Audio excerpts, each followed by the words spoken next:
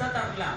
Samantala, aabutin pa ng 1 linggo bago may balik ang klase sa Castañeda Elementary School sa La Paz, Tarlac matapos malubog sa tubig baha.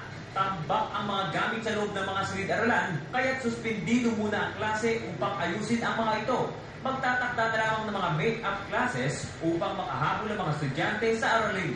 Building namin ito, the administration building and some rooms which are elevated, umabot pa rin ang tubig hanggang ibabaw ng lamesa namin. Mga books, lahat ng mga documents, sira. Yung ibang mga furniture, sira. Sa Tarlac pa rin, may 100 pamilya pa rin ng mga nasa evacuation center sa Ramos, Tarlac. Hanggang sa kasalukuyan, lubog pa rin ang Barangay Tite, Panse, Poblacion at Toledo. Dalawa naman ang naitalang patay sa ng bagyo.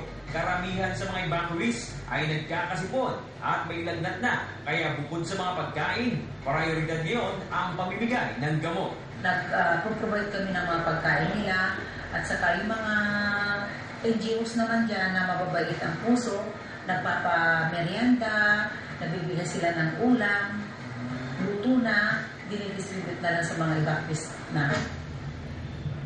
At sa Tarlac, samantala aabutin pa ng 1 linggo bago may balik ang klase sa Castañeda Elementary School sa La Paz, Tarlac matapos malubog sa tubig baha.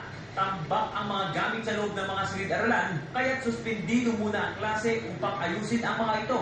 Magtatakda na lamang ng mga make-up classes upang makahabol ang mga estudyante sa aralin. Building namin ito, the administration building and some rooms which are elevated, umabot pa rin ang tubig hanggang ibabaw ng lamesa namin. Mga books, lahat ng mga documents, sira. Yung ibang mga furniture, sira.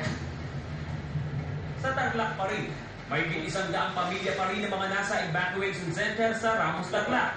Hanggang sa kasalukuyan, lubog pa rin ang Barangay Tite, Panse, Poblacion at Toledo. Dalawa naman ang naitalang patay sa ng bagyo. Karamihan sa mga evacuees ay nagkakasipon at may lagnat na. Kaya bukod sa mga pagkain, prioridad ngayon ang pamimigay ng gamot. Nag-provide kami ng mga pagkain nila at saka yung mga NGOs naman dyan na mababait ang puso, nagpapamerienda, nabibigyan sila ng ulam, luto na, dinidistribute na lang sa mga evacuees na.